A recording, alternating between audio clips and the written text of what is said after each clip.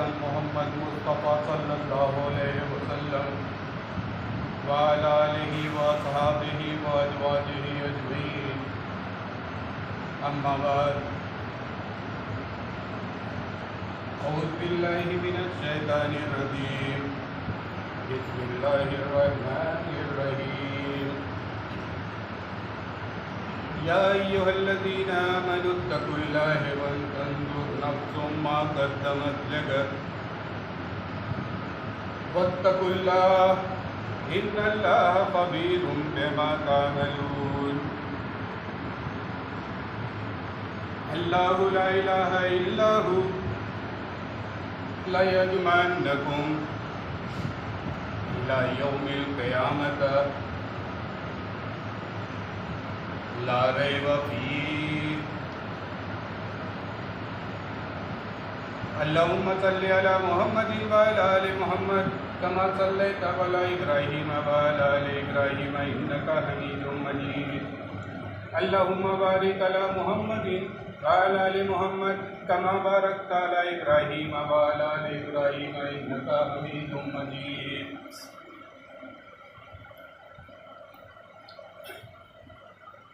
ये खाक आग आब व हवा नीऊ नूर व तीरगी। ये खाक आग आब व हवा नूर व तीरगी, इसको मिला के तूने बना दी है जिंदगी, और जिंदगी को वक्त किया बहरे बंदगी। सब जिंदगी है तेरे लिए रब्बुल आलमीन, इय्याका नअबुदु व इय्याका नस्तईन। हाज़रीन जुमा,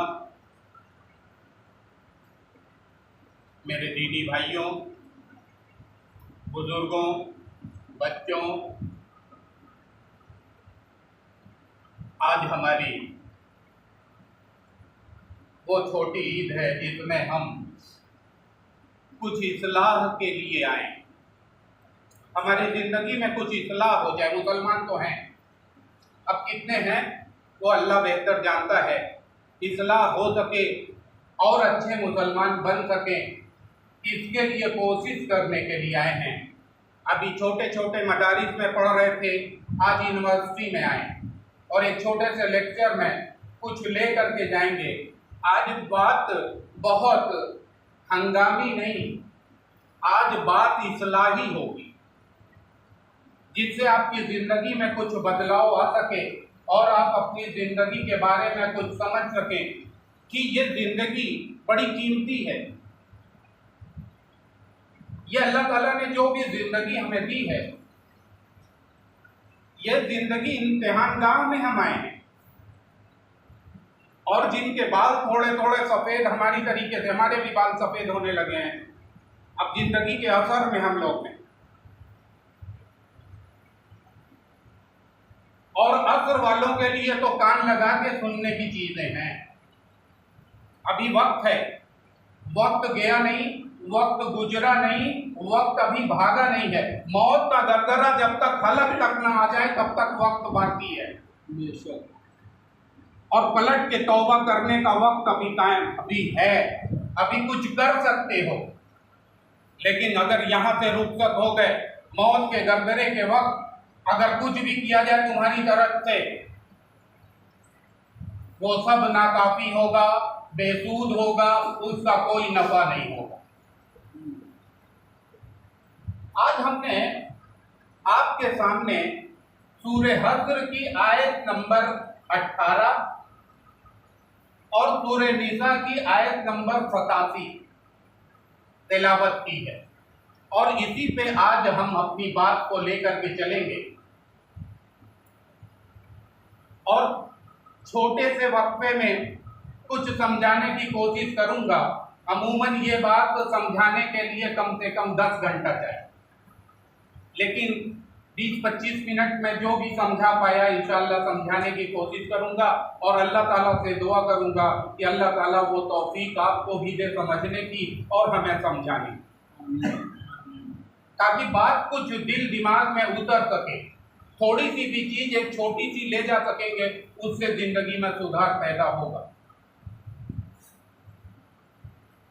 हमने आपके सामने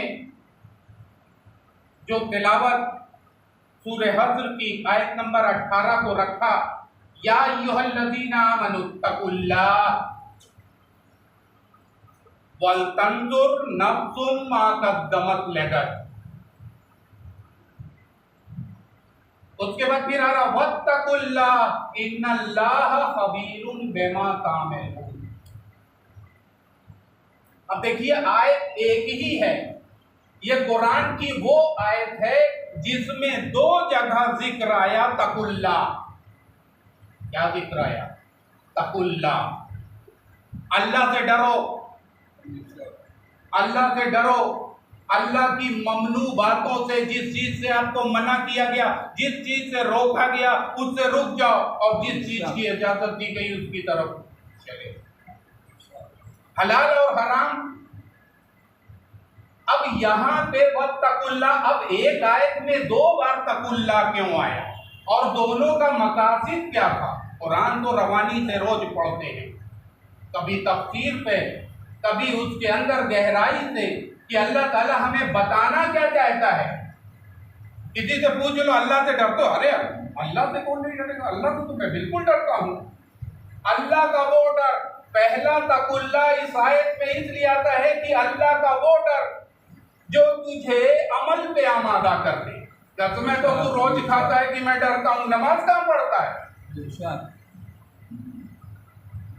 पहला तकुल्ला कि अगर तूने कहा कि अल्लाह से मुझे डर है, खौफ है, तो वो बात अमल में आ जाए।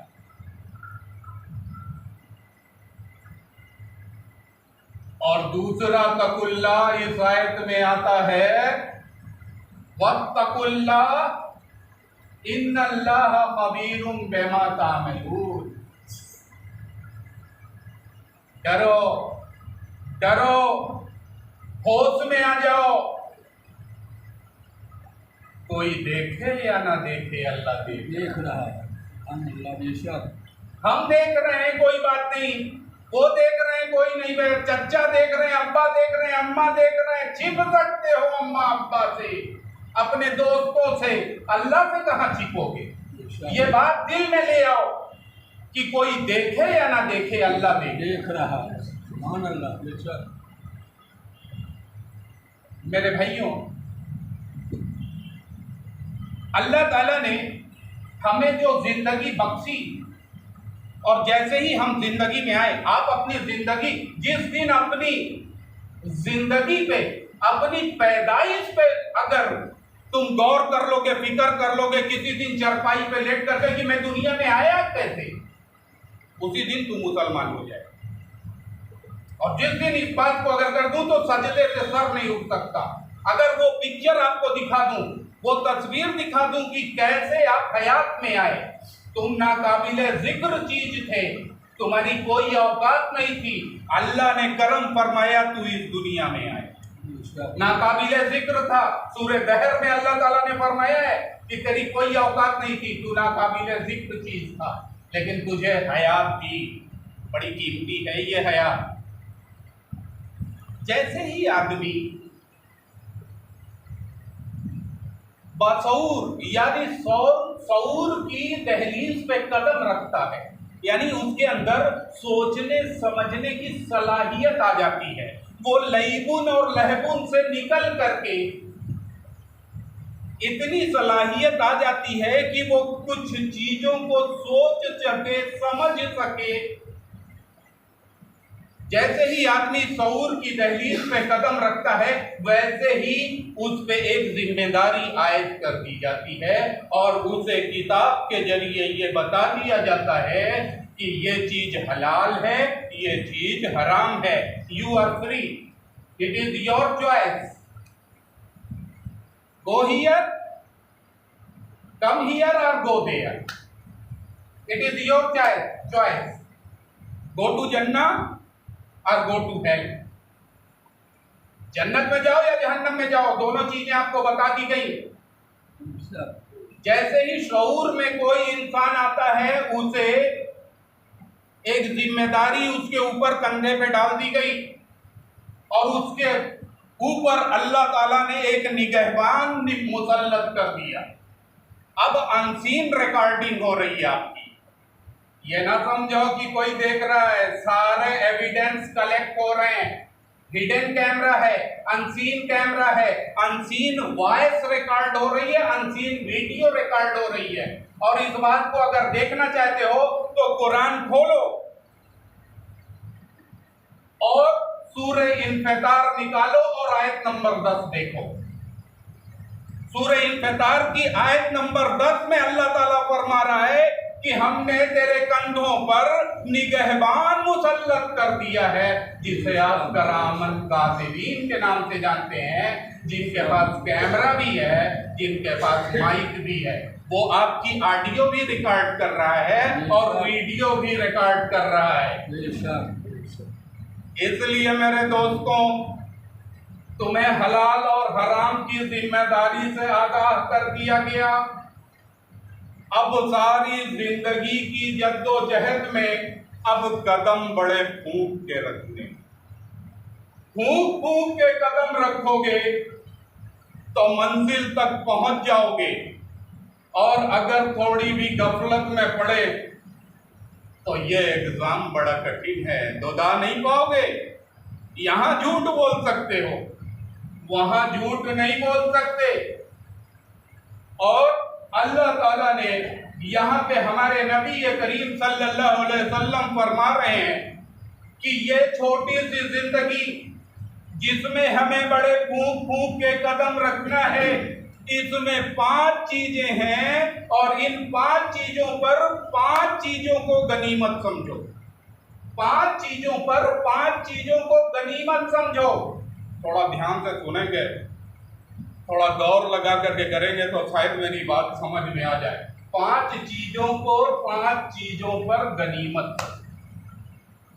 अब ये देखिए 5 थिंग्स का हमारे इस्लाम में बहुत बड़ा अहमियत है, बहुत इंपॉर्टेंस है 5 का। इस्लाम का पिलर जो खड़ा हुआ है वो 5 बातों पे खड़ा है ना। तौहीद, सलात, नमाज। तो पहली हो गई तौहीद, दूसरी हो गई नमाज, रोजा, हज, ज़कात। 5 पिलर। अब 5 चीजों पे कहा जा रहा। अभी आप 5 को गिने, अभी आपकी जिंदगी में देखिए 5 कितना अहम है। इस्लाम में दाखिल होते ही ये 5 चीजें आप पे आयद हो गई। इस 5 को मानने वाला ही मुसलमान होगा और 5 चीजों पे कायम रहना है। फिर दूसरी चीज, आपके जिंदगी में 5 अल्फाज, से, नून, दाल, गाफ, ये 5 अल्फाज है ना जिंदगी में। इस जिंदगी के कुछ मायने होंगे। जिंदगी, हर अल्फाज के कोई ना कोई मायने होते हैं। मोहब्बत, लव। अब लव तो ऐसे कह दिया, लेकिन लव में 5 अल्फाज, 5 के अलग अलग माने। एल से लेक ऑफ सारो, ओ से ओशिन ऑफ टीयर्स, बी से वैली ऑफ डेथ, टी से एंड ऑफ लाइफ। जब ये सलाहियत होगी तब किसी से प्यार कर सकते हो। अल्लाह से मोहब्बत इतनी आसान नहीं है। लेक ऑफ सारो बहुत कठिन रहा है। सारो दुखों का दर्रा। अगर कह दिया ला इलाहा इल्लल्लाह तो कायम रहना होगा उस पे। अब गैरुल्लाह के पास गए तो इस्लाम से खाली। अगर जबान से कहा है ला इलाहा इल्लल्लाह, ला नहीं, इलाहा माबूद, इल्ला सिवाय, अल्लाह, अल्लाह के सिवा कोई माबूद नहीं है। और यही पढ़ करके तुम इस्लाम में दाखिल हो। अब ये बात पे तुम खुद को तौलो कि तुम उस तराजू पे हो। अगर तुम्हारे ऊपर कोई मसाइब आ जाते हैं तो तुम कहां जाते हो? तुम्हारा ये अकीदा कि अल्लाह ही करने वाला है, कहां कहां दौड़ते हो? क्या किसी गौरवल्लाह के पास गए, किसी और से मांगा? जब इतना पुख्ता ईमान होगा, ये जिन्होंने कहा था ला इलाहा इल्लल्लाह, मौलाना इकबाल साहब ने बताया था कि उनको खौलते हुए तेल में तल दिया गया, लेकिन वो इससे हटे नहीं, जान देना गवारा कर दिया। ये पेशानी सिर्फ अल्लाह के सामने झुकने के लिए है। हम अल्लाह के लिए हैं और दुनिया की सारी चीजें हमारे लिए। अल्लाह ने हमारे लिए बनाई है, हमसे अफजल कोई नहीं, इंसान से अफजल कोई नहीं। इंसान अशरफुल मखलूक करार दिया गया। तो मैं बता रहा था कि जिंदगी के 5 हरूफ से जिंदा दिल रहो। इस्लाम में मायूसी हराम है, इस्लाम में मायूसी हराम है, मायूसी शिर्क है। इस्लाम में मायूसी नाम की चीज नहीं है। अल्लाह से नाउमीद कभी मत होना। अगर मुसाइब आ जाए, कोई मुसीबत आ जाए, 2 रकत नफिल पढ़, फैला दे अल्लाह के आगे अपनी सारी एप्लीकेशन को, इंशाअल्लाह पूरी हो। कभी इस तरीके से करके देख तो, लेकिन जज्बात वो होने चाहिए, उस पे पुख्ता ईमान होना चाहिए। तो कहा जिंदा दिल रहो।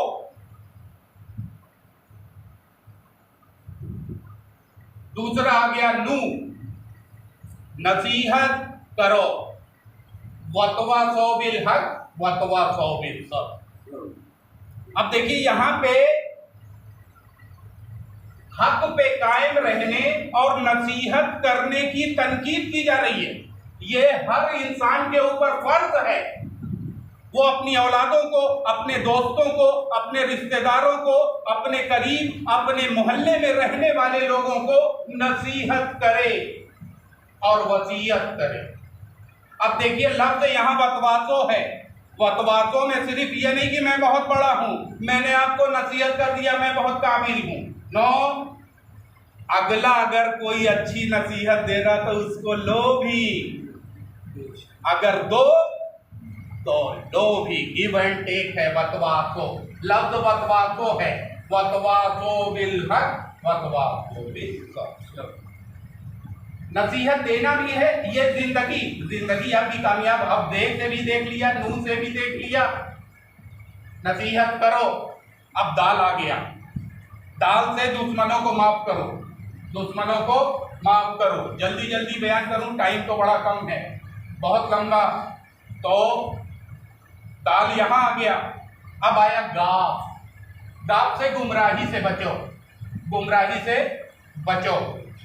और ये से याद रखो अपने माजी को, you are nothing, God is everything. तुम कुछ भी नहीं थे, तेरी कोई औकात नहीं थी, अल्लाह ने तुझे करम बख्शा है। याद रखो कि तुम पहले क्या थे, अब क्या हो। अपने माजी को कभी भूलना नहीं, और कभी भूलना नहीं, याद रखो अपने परवरदिगार। ये जिंदगी के वसूल है, ये 5 वसूल।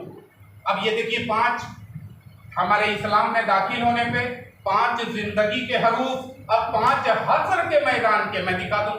अब इस जिंदगी में मैं दिखा दूं, जिंदगी में एक बार, जिंदगी में 5 स्टेज भी होते हैं। हर आदमी के जिंदगी में 5 स्टेज आते हैं। और कुरान ने इस बात को फरमाया, इस तरीके से कहा कि ये कुरान में कि इंसान के वो 5 स्टेज कौन कौन से हैं। तो पहला कहा लईबुन, दूसरा लहबुन, तीसरा जीनतुन, उसके बाद आया तफाकुरुन, उसके बाद आया तकासुर। ये जिंदगी के 5 स्टेज हैं। अब ये अरबी में चूंकि मैं आपको बताया कि ये 5 स्टेज है, लेकिन बात आपके समझ में नहीं आई होगी कि ये लईबुन क्या है, ये लहबुन क्या है, ये जीनतुन क्या है, ये तफाकुरुन क्या है और ये तकासुरुन क्या है। तो बात तो तब तक वजदी नहीं होती जब तक बात समझ में ना आए। तो लईबुन कहते हैं जब बच्चा पैदा होता है ना, तो वो खिलौना मांगता है। हमारी लाइफ में जब हम छोटे पैदा हुआ बच्चा थोड़ा सा बड़ा होता है तो खिलौने से बड़ा अट्रैक्ट होता है, और खिलौने से खेलना, छोटे छोटे 1-2 बच्चे आपस में खिलौना लेकर के खेलते रहते, लड़ते झगड़ते, फिर उनमें दोस्ती हो जाती। दैट इज कॉल्ड लईबुन। हमारी जिंदगी का ये एक स्टेज है। और उसके बाद आया लहबुन।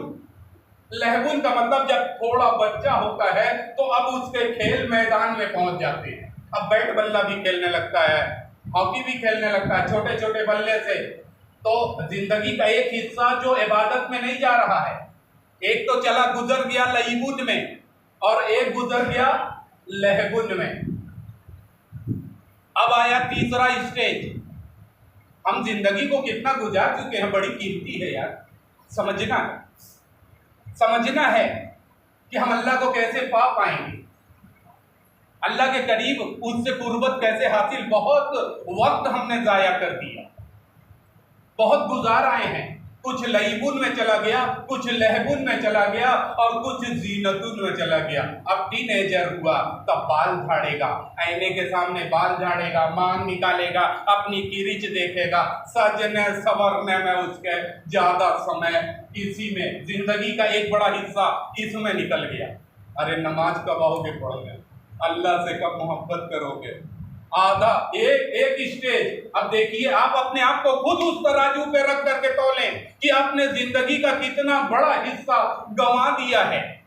24 आवर में आपने 12 घंटे सोने में गुजार दिया है और उस 12 घंटे में खेले भी, तमाशा भी किया और सजने संवरने में। अब उसके बाद जब हो गया हट्ठा कट्ठा पट्ठा जवान, तो उसके अंदर आ गया तफाकुरुन, फक्र। मेरे जैसा ताकतवर कोई नहीं, मैं जो कर सकता हूं कोई नहीं कर सकता। ये तफाकुर में वो अल्लाह से बिल्कुल दूर है, वो अपनी सारी कुव्वतों के मद में चूर है, अल्लाह उसे याद नहीं आ रहा। बुला तो रहा हूं इसीलिए नौजवानों को, समझा रहा हूं इसीलिए नौजवानों को कि समझ लो कि अल्लाह ताला ने सबसे बड़ी इबादत जवानी की इबादत को करार दिया है। बुढ़ापे में तुम्हारे माथे पे गट्टे भी पड़ जाएं तो वो उतना वजनी नहीं है जो जवानी की एक रकत नमाज की।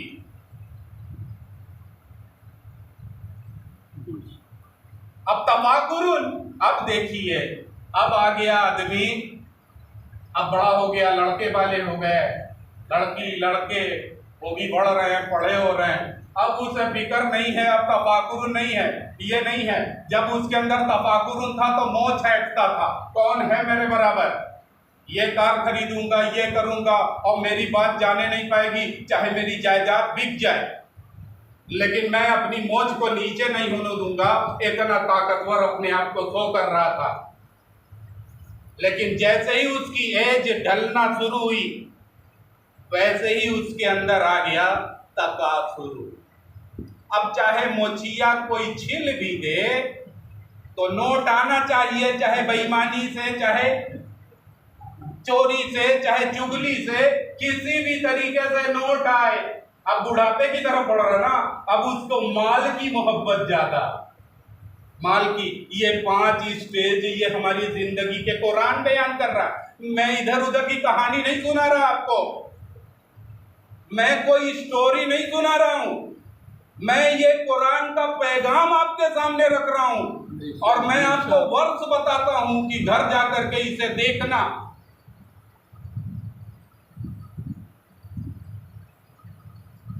अभी 5 चीज पे और चले। हश्र के मैदान में जब खड़े होंगे, मैदान हश्र में सारे लोगों के पैर, हश्र के मैदान में जब 1 मील के फासले पे सूरज होगा, कोई साया नहीं होगा, सारे लोग अपने पसीने में डूबे होंगे और पसीने की तरावट इतनी होगी कि जमीन नीचे की तरफ 70 हाथ गीली हो जाएगी। अब अपने पसीने का अंदाज करो। और यह वक्फा होगा 40 साल का, और पैर आपके उस मैदाने हश्र में जैसे चुंबक से किसी चीज को चपका दिया जाता है, ऐसे जाम कर दिया जाएगा, हिल भी नहीं सकोगे कि ये पैर को ऐसे रख लूं। जिस दशा में आप खड़े हैं उसी दशा में, और ये 40 साल का मरहला, 40 साल आपको ये तपस्या, कोई आदमी के घुटने तक कम गुना किया, किसी के एड़ी तक, किसी के कमर तक, किसी के कंधे तक, किसी के नाक तक, और कोई अपने ही पसीने में तैर रहा हो। लोग बिलबिला रहे होंगे, चिल्ला रहे होंगे, ऐ नबी करीम सल्लल्लाहु अलैहि वसल्लम, अब जो भी होना हो, अगर जहन्नमे में फेंकना है तो फेंक दे, जन्नत में डालना हो तो जाना, लेकिन अब फैसला हो जाए, अब ये बर्दाश्त के बाहर है। 40 साल का ये वक्फा जब आप हिल भी नहीं सकेंगे। हश्र के मैदान का पहला मरहला है ये। हश्र का मैदान अगर सुनाने लगूंगा तो कम से कम 4 घंटा चले, और वहां पे ये पैर जब तक हिला नहीं सकोगे, जब तक इस 5 बात का जवाब नहीं दे दोगे, 5 चीजों का हिसाब नहीं दे दोगे, तब तक ये पैर तुम्हारे हिल भी नहीं सकते। वो कौन सा? पहला सवाल होगा आपकी उम्र का। 70 साल जिए, 60 साल जिए, 90 साल जिए, 100 साल की जिंदगी पाई, इसका पूरा अकाउंट दो। पहला क्वेश्चन। सेकंड क्वेश्चन होगा जवानी का। तुझे जवानी दी थी, जवानी का हिसाब दे। जवानी की इबादत मेरे दोस्तों बहुत ही प्यारी है, अल्लाह को बहुत महबूब है, बहुत पसंद करता है। जवानी की इबादत में तेरे छोटे छोटे बच्चे हैं, बीवी का भी ख्याल है, और बीवी के कपड़े फटे हैं, लेकिन सामने दरवाजे पे कोई आदमी अल्लाह की राह में मांगने आ गया तो उसे 10 रुपया दे दिया। बीवी से कहा कल तेरे लिए साड़ी ला दूंगी, आज 10 कम।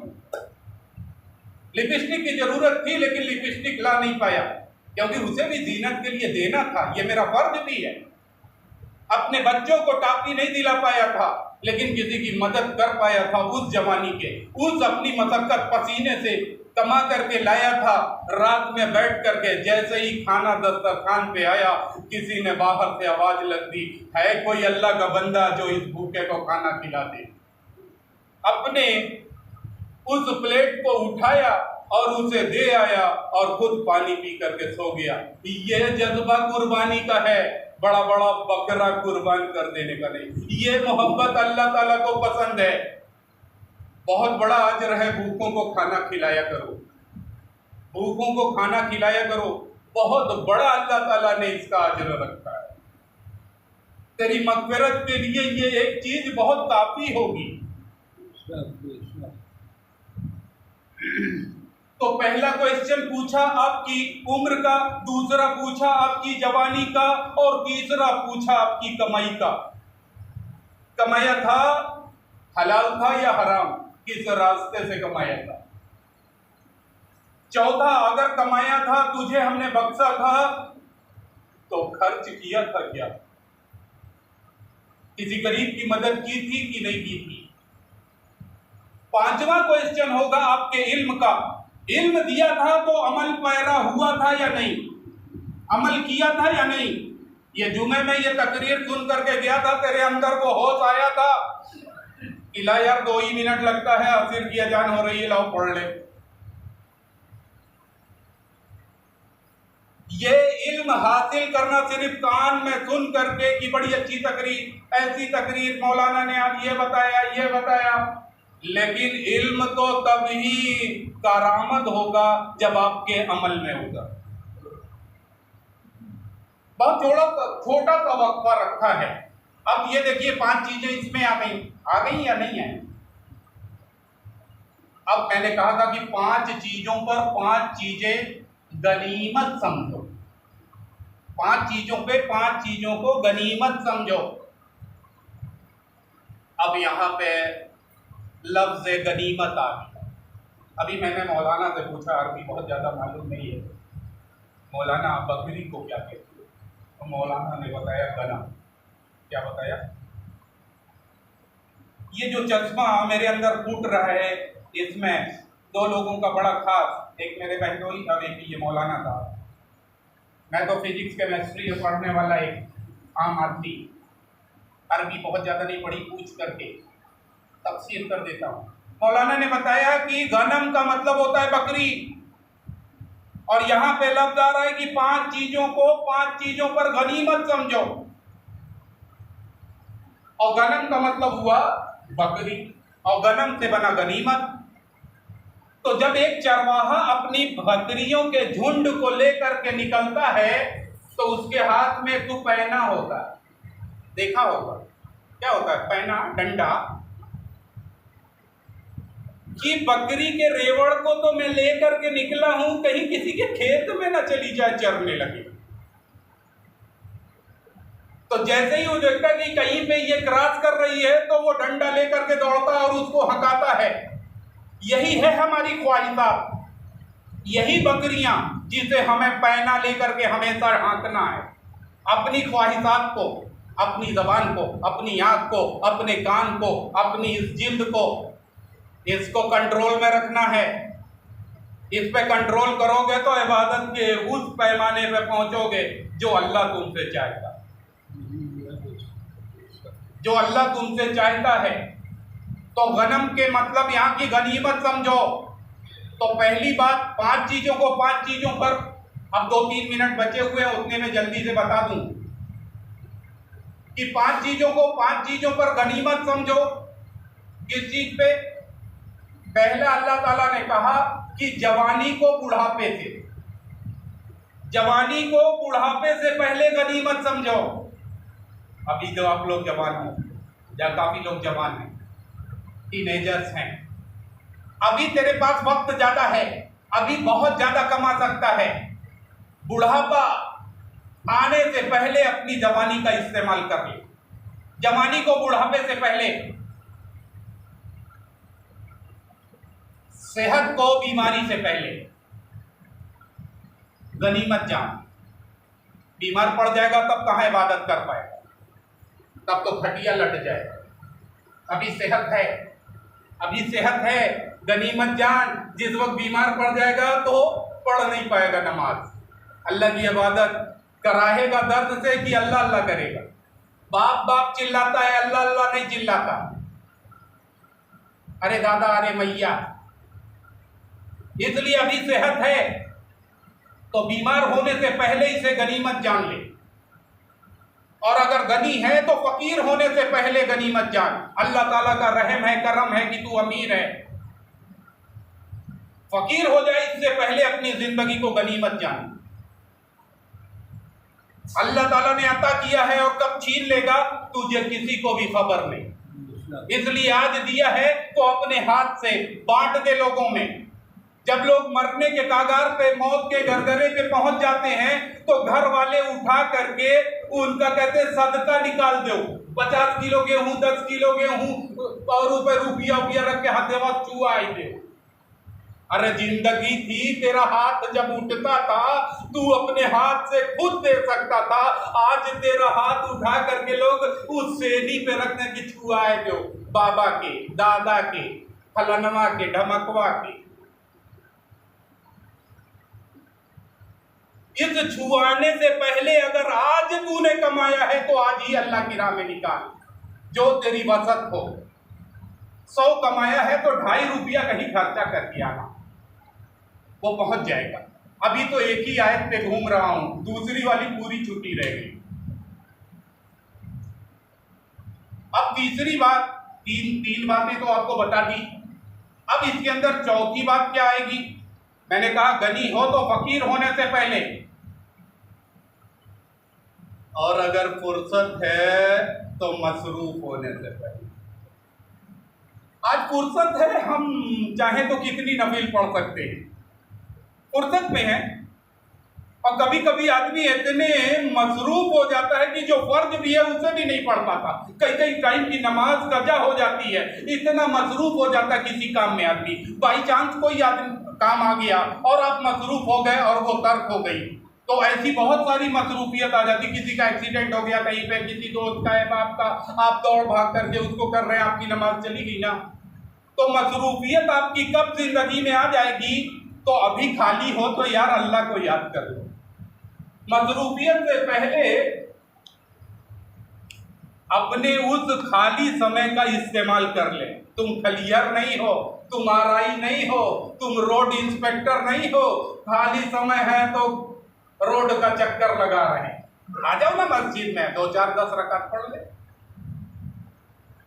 तो इससे पहले, और 5वीं और आखिरी चीज जिसको अल्लाह ताला ने ये जो हदीस में, यानी ये हदीस की 5 चीजों को 5 चीजों पर आप गनीमत समझिए। ये हदीस अब्दुल्ला बिन अब्बास से रवायत है। अब्दुल्ला बिन अब्बास रजी अल्लाह ताला अन्हु से ये हदीस रवायत है कि 5 चीज़ों पर 5 चीज़ों को फजीलत। मौत आने से पहले अपनी ज़िंदगी को गनीमत समझ, ज़िंदगी को मौत से पहले गनीमत समझ, क्योंकि तेरे अमाल यहीं पे बंद हो जाएंगे। बाद में कोई तेरे नाम पे कितना भी करता रहे, तूने अपने हाथ से जो किया है सिर्फ उसी का सदके जारिया होगा। मरने के बाद तुम्हारी पूरी प्रॉपर्टी को अगर दान कर दिया जाए तो वो तुम्हारे अकाउंट में नहीं जाए। इस बात को जानो कि हयात मरने से पहले, तो मौत से पहले गनीमत है ये हयात। अपने हाथ से जो करके जाओगे, वक्त इजाज़त नहीं देता आगे बढ़ने की।